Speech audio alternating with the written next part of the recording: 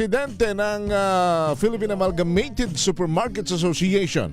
Dito muna tayo. Alamin muna natin sa kabila ng mga tunggaliang politikal, kumusta na ang presyo ng mga pangunahing bilihin?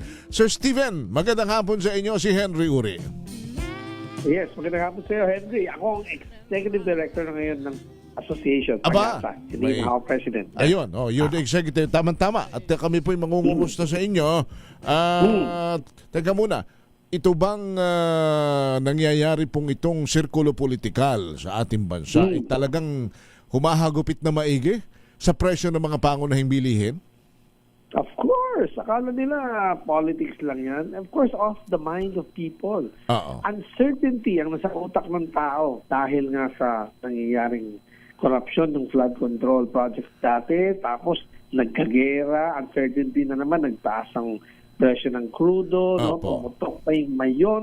Tapos ngayon, itong circus na nangyayari sa Senado, adds to the uncertainty. Hindi lang yun, kahihiyan worldwide because of it's carried news around the world, di ba? What's happening here. So, hindi negative ang sentiment, hindi nakatulong ang mga nangyayaring yan. Opo. Yung pagbagsak ng o pagbaba ng presyo ng mga pangunahing bilihin dahil nga sa inflation rate naman ay ano po ito? Dahil ba sa bangayang politikal, yung mga negosyante ay nagbawas ng puhunan at bukod sa nagbawas ng puhunan, naglumaki ho yung kanilang puhunan para naman sa pambili ng mga raw material sapagkat yung dolyar at saka yung piso, grabe na ho ang taas po ng palitan. Dahil dito sa nangyayaring around us, no, both political and even geopolitical, no, mababa ang sentimiento, confidence level ng business sector, yes, as well as the consumer confidence, no. We're hoping this doesn't lead to stagflation, which means nagtataas ang presyo, hindi nagtataas ang ating GNP or production natin or productivity ng bansa natin, di ba? Iyon ay mahirap, parang ano yan, kumunoy na mahirap, to rise makaahon. di ba? Kasi, So we're hoping it doesn't lead there, no? Kasi, kailangan natin ng konting breath of fresh air, no? Yung kinento mo kanina, okay, konting breath of fresh air, kaya lambing lang yun eh. Sana yung medyo mas positive talaga na, on a more positive note, no? We're talking about, move the economy forward, no? May bagong agreement with other countries, no? Kahit mahuli, ang mga dapat mahuli at tumatakbo lang kung saan, di ba, mga fugitives na ating binoto, no?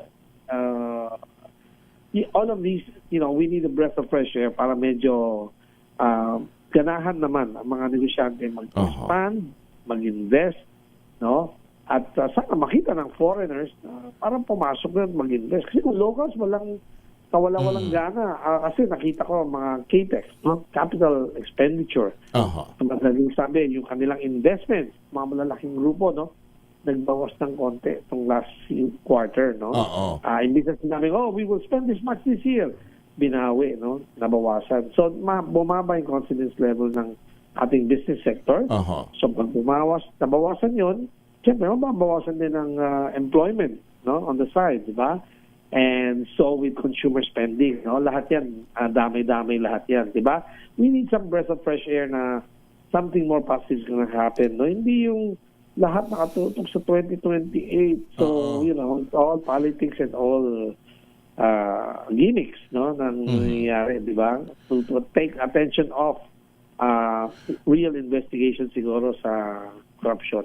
Pero Mr. Kua, ito bang kasi ang binabanggit po ninyo ay kung hindi man tayo nasa kumunoy na, malapit na tayong malaglag sa kumunoy. But this is how you describe the confidence of our investors, ng ating mga negosyante. But kung wala pa tayo sa kumunoy, are we near bottom of the barrel, ika nga? Yeah, not yet. Well, we're lagging behind. That's one thing you can say for sure. Diba? We're lagging behind even with our neighbors. Diba? Kaya lang yun na nga. Maganda sanang bumawi. Oo. Not too late. Hindi naman tayo nasa kumunoy. Pag sa kumunoy na tayo, nako, God help us, di ba? Hindi naman tayo nandun eh. Kumbaga Pero kaya wag pa. tayong lumapit dun. Kumbaga Oo, kaya pa, ho. Kasi baka for all you know, kumunoy na yun, made of lava from Mount Oo. na yun. Ako, wala nang point of no return. na Kanya yun. lang very So, challenging. we're not yet there. Very challenging ho yung pagbangon. Ano ang talagang kung ang mga investors, kayong mga negosyante, kung may top 10 kayo na kahilingan sana sa pamahalaan, because of course you're operating under at the helm of the government, ano ang inyong kahilingan, ano yung top 10 na gusto sana ninyong, please naman baka pwedeng ganito para maganda ang maging takbo ng ekonomiya at ang tao hindi mahirapan.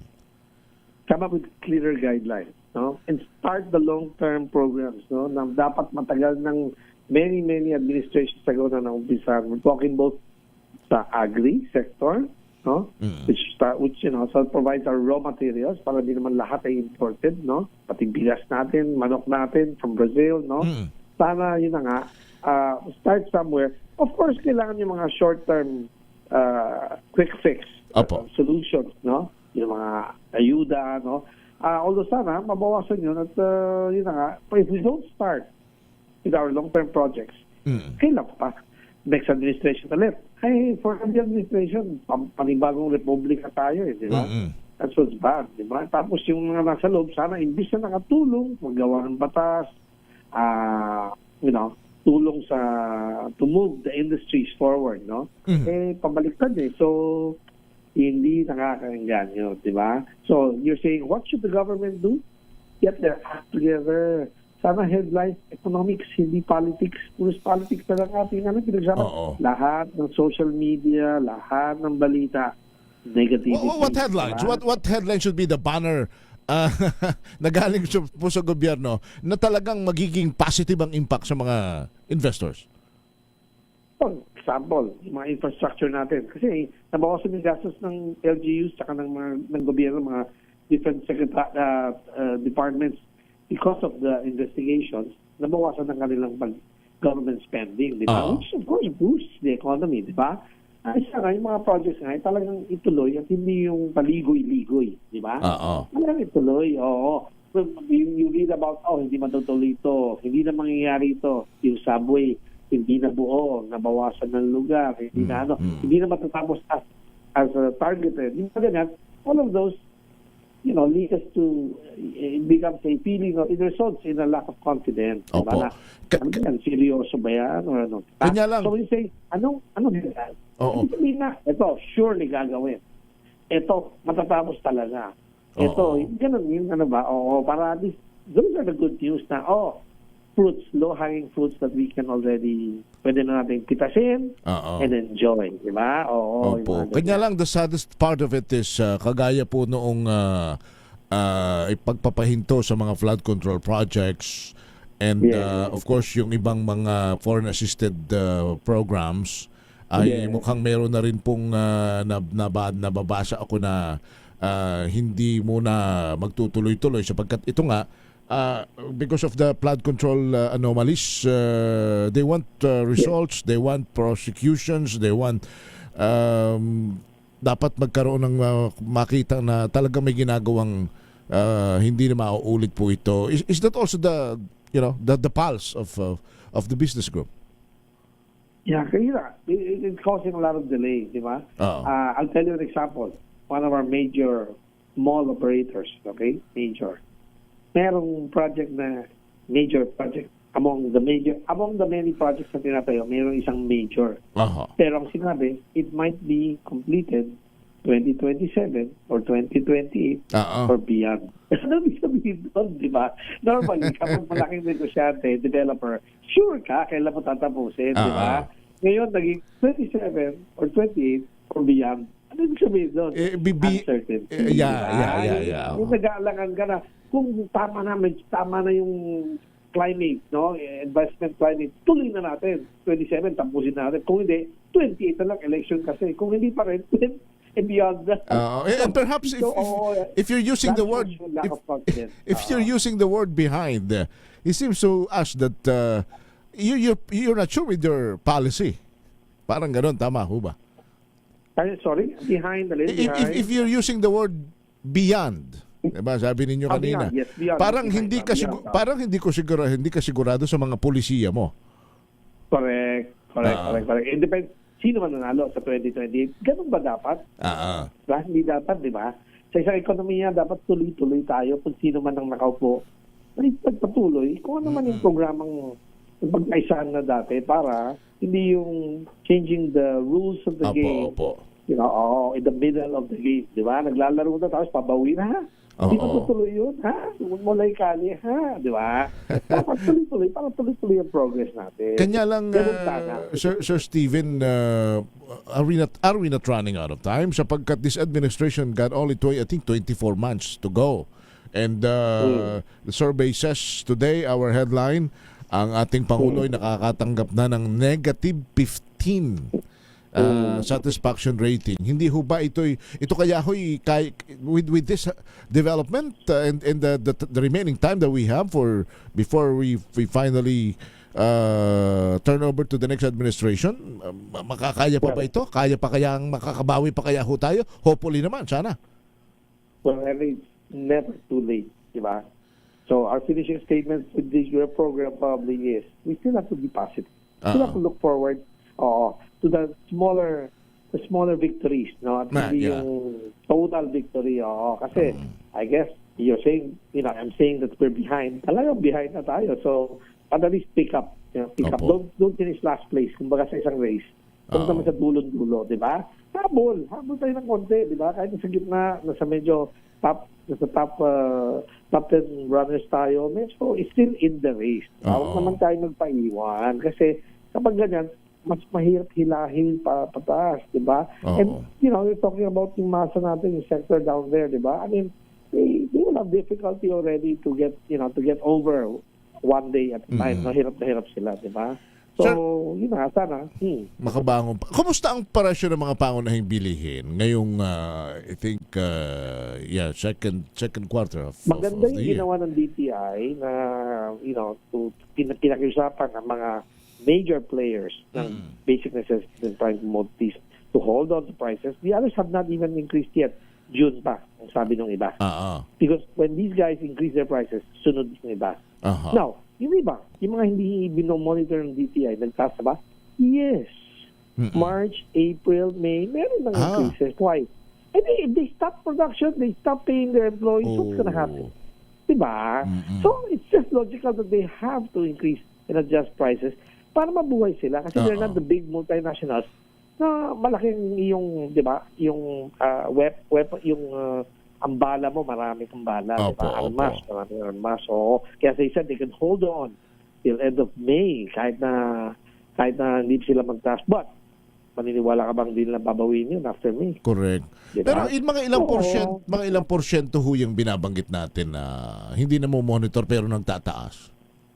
Well, majority yun. Majority? Siyempre, ang minomonitor nila is only 280 items. The company, items, ha? And sa supermarket, 15,000 items. Wow. Dami, di ba? Hindi ko sinabi lahat nagtaas. Pero, meron mga But the household products like sardinas, noodles, sabon, mantika, mga ganyan. Yan ho ba? Basic necessities yan. Yung major brands, kasi say, sa isang kategorya, sardinas, you have around 15 to 20 brands, ang dami niyan. Di ba? So, kapag ang major brand is tatlong binabantayan mo, lahat naman nakatutok lang sa tatlong malalaki na yan. Pag hindi sila gumalaw, hindi rin tayo gagalaw. Kasi gusto natin, should always be 10% cheaper than the major brand. Ganun ang thinking. Yes, ganun ang thinking. So, pag hindi sila gumalaw, parang hindi gumalaw yung iba. Pero yung mga hindi na kaya, galaw naman tayo 3%. Bahala na. Pag later on, di siya gumalaw, tsaka natin pag-isipan. Pero kailangan na natin Paano tayo mabubuhay, di ba? Paano mambayad natin sa tao, di ba? So, yun. So, medyo you're forced to go. Kailangan. We must understand. Pwede mo pwedeng sabihin, bawal magtaas. Paano? May isara ko na lang. Di ba? Mas malaki ang ibidudulot na problema ng pagsasara because ang tawag rito, yan ay mangangahulugan ng kwan. Unemployment. Gutom. Gutom. Oo, gutom for those Oo. people na finifeed ng mga companies na yun, di ba? Oo. Kasi, pero yun na nga, maganda nga na pinakiusapan nila yung mga major. Kasi pag ang major maaga, nagtaas ka agad, ay gagalaw lot ng presyo. Oo, tama. Matagal na tayong, kaya hindi, walang panic buying. Tama, kaya walang panic buying, walang ano kasi, Oo. hindi nga biglaan, dahan-dahan, at hindi sabay-sabay. At mayroong mga items na isang kumpanya, itong mga malaking item, Oo. binibenta sa mas mikaya, galawin na natin presyo niyan. Yung mas maliit na sachet, huwag muna natin galawin yan dahil masa bumibili niyan. Diba? So, pwede ganun strategy. Hindi naman minisay nagtaas lahat. Lahat Pero, ng klase. in Lahat other ng words, flavors. hindi ho peke o hindi fake news yung daing ng tao na mahal na talaga ang presyo ng bilihin kumpara sa mga nakalipas na araw at panahon. Itong aking example, go out and eat in the fast food chains, go out and eat in the restaurants, go out and eat in the karinderya. Tignan mo kung yun pa rin ang ginagawa. Actually, Sir Steven, Mm. dito ho sa amin, di ko na babanggitin kung sino at yung nagtitinda sa amin ng pagkain dito sa loob ng opisina. Ang turon ho ay 30 na. Oh, dati magkano? Dati ho yun 25. Ayun na. Tapos ang isang pritong tilapia ay 110. 110. 110 ha? So Dati. yung kanyang mga gulay na dating 75 nagna-95 na. Kasi hindi mo naman masisi sapagkat talaga namang alam nating tumaas na ang presyo ng ingredients. Tumaas ang kanya Immediately, by what you said lang, nagtaas na ng 20% automatic agad in a few months yun. So, multiplied by a year, ang laki ng tinaas. ito lang, diba? itong dahil because of the political issues and yung dinagdag pa nga yung crisis sa Middle East. Yan. Oo. So yan ang palo sa mga pangunahing bilihin. So yung binabanggit nyo talaga subagay ho, Mr. Steven, nga pala yung mga karinderya nagbawas na raw ng takal ng ulam nga pala, maalala ko. Ganun, nagbawas na kalit ng mga Ng takal. Yung takal. Kumbaga, dating 3 pirasong adobo, o 4, 3 na lang, o may 2 na lang, mga ganon. Hinati, oo. So parang ano siya, sabi nga natin yung shrinkflation na lumiit yung lata, lumiit yung condensed. Kasi, para hindi lang tumaas ang presyo. And minsan tumaas pa ang presyo, lumiit pa yung laman, di ba? Wala eh. Everyone has to make do di ba? Opo. So, yun. So parang kung gumalaw ang presyo at hindi naman katakataka. Sana naman walang dahilan. Pero may dahilan maraming dahilan para gumalaw ang presyo, di ba? That's why I'm saying government has to come up, hindi lang government, with the private sector kailangan umupo at mag-isip kung para how to move ourselves forward. Otherwise, walang mangyari kung ang negosyante ay mag-invest. Di rin gagalaw. Umasa lang sa gobyerno gumastos, di ba? On the other hand, government naman, dahil sa investigation, ayaw nang gumalaw. Stand still yun, di ba? Saan tayo pupulutin, di ba? Although, admittedly naman, because we're dealing with world crisis, because of, hindi pa tapos yung gera sa Ukraine, ng Iran, itong sa Middle East nga, the regions. But of course, we need to do something and come up with a doable and immediate solution. Yes. Isipin mo kung dati wala tayong mga inefficiencies sa gobyerno. At nagka-problema ang Ukraine, nagka-problema ang Iran. At least, yun ang problema natin. Hindi. Kahit wala pa yung dalawang geopolitical development na yun, may problema na tayo, di ba? So, dinagdagan mo lang kaya bigat ng karga-karga ni Juan de la Cruz, di ba? Yun ang point doon. Ang sinasabi nga ho nung iba, Sir Steven, kung yung nakaw na flood control funds ay hindi nawala, baka may stimulus package tayong pwedeng ibigay hindi lamang po sa mga poorest of the poor, but of course sa mga working class din sapagkat tinatamaan na rin ng krisis kanya lang very important na matulungan yung middle class, di ba? Yan ang dapat ng entrepreneurs na mag-hire ng tao, hindi sila yung empleyado, sila maging employers na mag-hire. Kahit konti lang ang tauhan nila, di ba? Nabigyan nila ng trabaho, nabigyan ng hanap buhay, at umiikot ang pera, di ba? Hindi sila yung nagpapa-employ at naghahanap ng forever employee, di ba? Yun. That's what moves Taiwan, Singapore. That's what moves all of them forward, di ba? Oo. Most of them are entrepreneurs. Kahit maliliit lang. Kahit na homegrown, backyard, industries lang.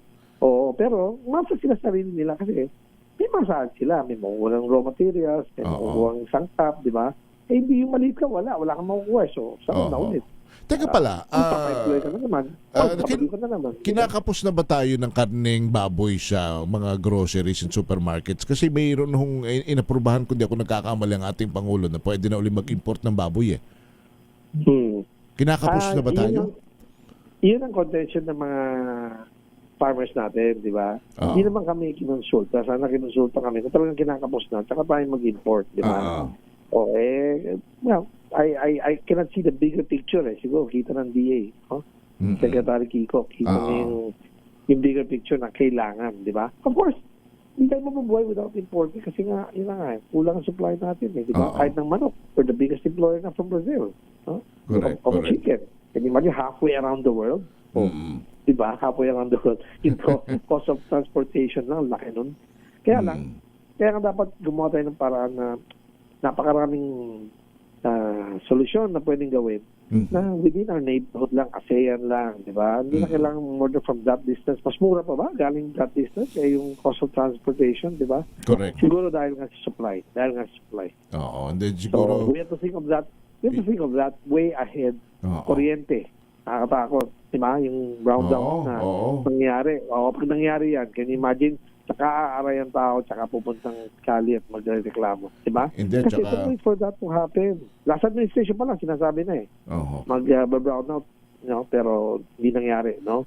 So, malapit na yan. Kasi nga, hindi tayo nag-isip ng mga alternative sources. May isa pa hong bantang nagpapakita na talagang nakakatakot, yung kaunting ulan lang, biglang baha na agad eh. Yan ho ang papasok na naman tayo sa bahaan. Ako. Diyan na naman tayo magkaka-problema. Sir, kami ay hihingi sa inyo ng inyong pinakamataginting na maaaring mensahe sa ating mga policy makers, mga senators, mga congressman, people from the palace and other branch of the government para po naman sana'y lumagong ang tunog ng inyo pong pakiusap. Ganito naman muna ang ating gawin sapagkat ang ating mga mamamayan ay labis ng apektado nitong mga nararanasan nating krisis. Maiksi lang aking mensahe. Stop all this bickering and get down to work. Tapos, very simple. Diba? Broad as it may sound, get down to work means gawin mo trabaho. Stop political bickering and get back to work. Get down to work. Get down to work. Ginagawa nila, trabaho ba nila yon? Diba? Naghuhukuman sila ngayon, I mean, they still have to do it, but we waste so much time, paperwork, stuff. Can you imagine nila ng staff sa Senate at Congress? So you think of the congressmen and the senators. Yung manpower na sinasweldohan, kung magkano yun, doon lang napupunta sa ganyan, tapos biglang bukas, hindi pala, joke lang. Diba?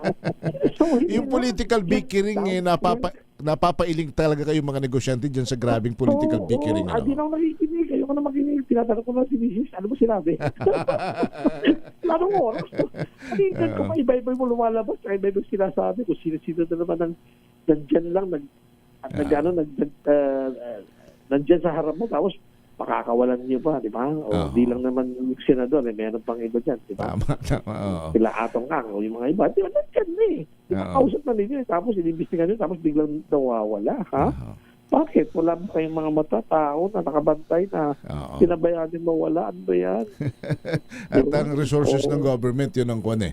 The resources of the government being wasted. Kailangan sana, di ba? Napunta sana sa mas magandang mga developing industries. Kaya sinasabi ko minsan sa DTI di ba tayo over-regulated? Pushing lang, hinaan natin regulation, huliin ng mga negosyanteng, talikwas, dapat na alitunin. Pero, di ba dapat i-develop yung industries, di ba? Encourage people to become entrepreneurs, to invest into, para lumago ang ating ekonomiya, di ba? Hindi tayo umasa. Umasa lang tayo, di ba? itong trip ni Presidente. Sana itong ating, lalo na kayo, pag kayong nanawagan, sana naman ay tumagos na sa kanilang pong, sa kaibuturan po ng himay-may ng kanilang mga puso na Get down to work. talagang ko na ito. Diba? Kumbaga, we're all working anyway, no, for the good of our nation. Oo. So, kaya ng binanggit nyo, we are behind na. So, behind na sa ating mga, sobrang behind na tayo. Nakakano na, di ba? Sir, salamat na marami sa inyo for joining me. Thank you. Thank you for having me, Henry. Maraming salamat. Si Ginong Stephen Kua, ang Executive Director ng Amalgamated Supermarkets Association.